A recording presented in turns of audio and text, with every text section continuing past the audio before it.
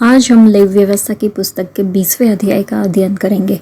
फिर यहोवा ने मूसा से कहा, इस्राएलियों से कह कि इस्राएलियों में से या इस्राएलियों के बीच रहने वाले परदेशियों में से कोई क्यों ना हो जो अपनी कोई संतान मोलेक को बलिदान करे, वह निश्चय मार डाला जाए और जनता उस पर पथराव करे। मैं भी उस मनुष्य के विरुद्ध होकर उसको उसके लोगों में से इस कारण नष्ट करूँगा कि उसने अपनी संतान मोलेक को देकर मेरे पवित्र स्थान को अशुद्ध किया और मेरे पवित्र नाम को अपवित्र ठहराया।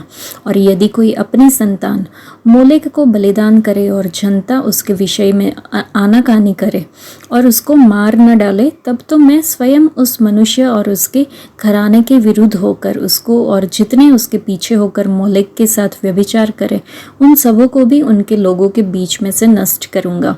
फिर जो प्राणी ओजाओं या भूत साधने वालों की ओर फिरके और उनके पीछे होकर व्यभिचारी बने, तो मैं उस प्राणी के विरुद्ध होकर उसको उसके लोगों के बीच में से नष्ट कर डालूंगा। इसलिए तुम अपने आप को पवित्र करो और पवित्र बने रहो, क्योंकि मैं तुम्हारा परमेश्वर यहोवा हूँ। और तुम मेरी विधियों को मानना और उनका पालन भी करना, क्योंकि मैं तुम्हारा पवित्र करने वाला यहोवा हूँ। कोई क्यों न हो जो अपने पिता या माता को शाप दे, वह निश्चय मार डाला जाए। उसने अपने पिता या माता को शाप दिया है, इस कारण उसका खून उसी के सिर पर पड़ेगा। फिर यदि कोई पराई स्त्री के साथ व्यभिचार करे, तो जिसने किसी दूसरे की स्त्री के साथ व्यभिचार किया हो, तो वह व्यभिचारी और वह व्यभिचारिणी दोनों निश्चय मार डाले जाए। यदि कोई अपनी सौतेली माता के साथ सोए, वह अपने पिता ही का तन उघाड़ने वाला ठहरेगा, इसलिए वे दोनों निश्चय मार डाले जाएं। उनका खून उन्हीं के सिर पर पड़ेगा। यदि कोई अपनी पतोहू के साथ सोए, तो वे दोनों में निश्चय मार डाले जाएं, क्योंकि वे उल्टा काम करने वाले ठहरेंगे और उनका खून उन्हीं के सिर पर पड़ेगा। यदि कोई जिस रीति स्त्री से उसी रीति पुरुष से प्रसंग करे, तो वे दोनों घिनौना काम करने वाले ठहरेंगे, इस कारण वे निश्चय मार डाले जाएं। उनका खून उन्हीं के सिर पर पड़ेगा।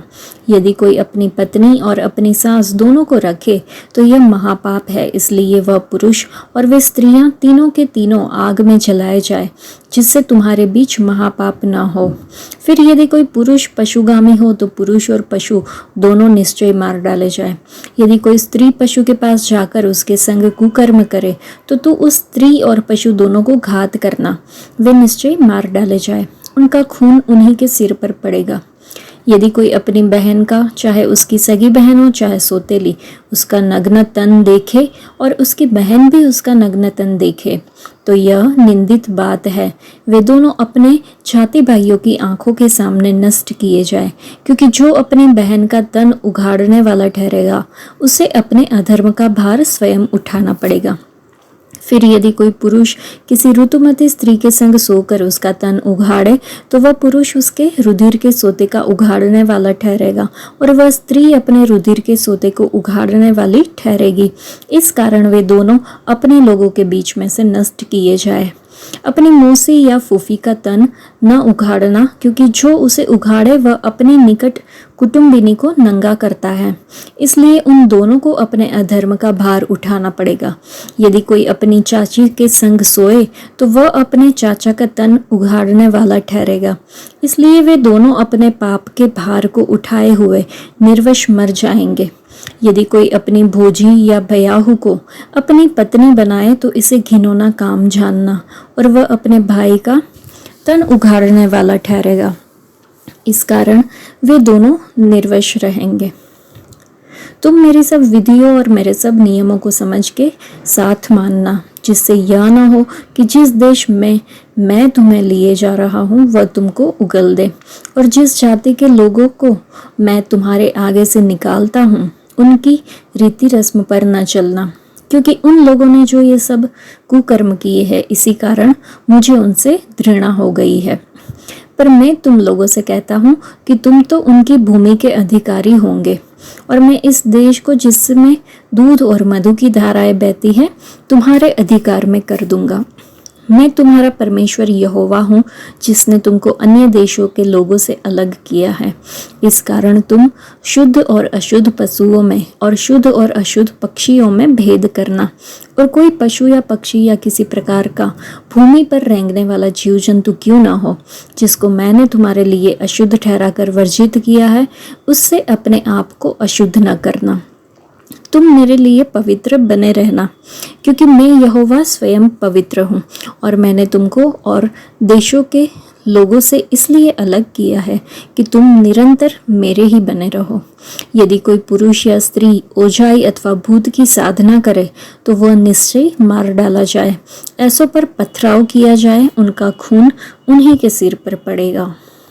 इस अध्याय में हमने देखा कि लिखा हुआ है, जो पुरुष अपने पिता की पत्नी के साथ सोए, मतलब कि अपनी माता के साथ व्यभिचार करे, तो उसने अपने पिता का अपमान किया और दोनों निश्चय मार डाले जाए और खून का दोष उन पर पड़ेगा। और इसी बात की तुलना अगर हम पहले कुरिन्थियन की पुस्तक, जो कि नया नियम में है, 5वें अध्याय में पहले और दूसरे वचन में देखें तो वहाँ पे है कि मैंने सचमुच सुना है कि तुम में व्यभिचार होता है, और ऐसा व्यभिचार जो अन्य जातियों में भी नहीं होता, अर्थात किसी ने अपनी सौतेली पत्नी पर विश्वास किया है, तुम्हें ऐसा करना चाहिए, उससे तुमसे दूर कर दिया है। तो एक ही कृत्य हम देखते हैं पुराने नियम में और नए नियम में, तो दोनों जगह पे अलग अलग तरीके की सज़ा दिखाई देती है। पुराने नियम में और दूसरे नियम में अगर हम देखें तो पुराना नियम जो है वहाँ पे कानून के द्वारा न्याय किया जाता है, जिसमें बहाली की कोई गुंजाइश नहीं होती, और दूसरा का न्याय अगर हम नए नियम में देखें तो वहाँ पे अनुग्रह के द्वारा किया जाता है, जिसमें बहाली की पर्याप्त गुंजाइश होती है। पुराने नियम में दया नहीं है और दूसरी जगह नए नियम में दया है। परमेश्वर का शुक्र है कि हम परमेश्वर की कृपा के समय में जी रहे हैं। हमारा खून उसके सिर पर है, यीशु मसीह के सिर पर, अर्थात उन्होंने हमारे पापों के लिए अपना बहुमूल्य खून बहाकर हमें बचाया। वे दयालु है। यदि हम पश्चाताप करते हैं और हर प्रकार के पाप से दूर हो जाते हैं तो प्रभु यीशु मसीह का खून हमें सभी पापों से शुद्ध कर देता है। बाद में हमने 24वें कलम में देखा कि मैं यहोवा परमेश्वर तुम्हें वह देश दूंगा जिसमें दूध की धाराएं बहती है। मैं तुम्हारा परमेश्वर यहोवा हूँ, जो तुम्हें परदेशियों से अलग करता हूँ। यहोवा परमेश्वर कहता है कि उसने हमें दूसरे लोगों से अलग कर दिया है। इस अलगाव का उद्देश्य क्या था? उन्होंने कहा, तुम मेरी पवित्र प्रजा ठहरोगे, क्योंकि मैं यहोवा पवित्र हूँ और मैंने तुमको परदेशियों से अलग किया, इसलिए तुम मेरे ठहरो। उसने हमें अन्य लोगों से अलग कर दिया ताकि हम पवित्र हो सके। और यदि हाँ, तो क्या हम अलग अलग पवित्र लोगों के रूप में रहते हैं? आइए हम खुद का परीक्षण करें। हमें किससे अलग होना चाहिए? इसका अर्थ है दूसरों से अलग होना, यानी हमें इस दुनिया के उन लोगों से अलग होना चाहिए जो बचाए नहीं गए, लेकिन हमें दूसरों से, अपने आसपास के लोगों से प्यार करना चाहिए जो प्रभु यीशु मसीह को नहीं जानते। हमें उनके लिए भी प्रार्थना करनी चाहिए कि वे प्रभु यीशु मसीह को जानें।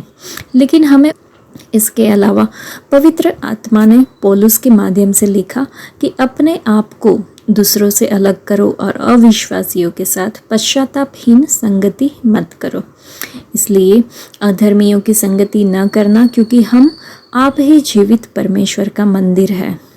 वे हमारे बीच में निवास करेंगे और हमारे बीच में चलेंगे और हमारे परमेश्वर होंगे और हम उनकी प्रजा होंगे। लेकिन कई लोग सोचते हैं कि अलग होने का मतलब केवल बाहरी दिखावा है, लेकिन वहाँ कोई आंतरिक पवित्रता या साक्षी जीवन नहीं होता। इसीलिए यीशु मसीह ने कहा कि तुम थाली को बाहर से तो साफ करते हो, परंतु उनके भीतर अत्याचार और अन्याय और अशुद्धता से भरे होते हैं। यीशु मसीह ने यह भी कहा कि तुम एक धुली हुई कब्र के समान हो, जो बाहर से तो सुंदर दिखाई देती है, परंतु भीतर खोपड़ियों और हर प्रकार की अशुद्धता से भरी है।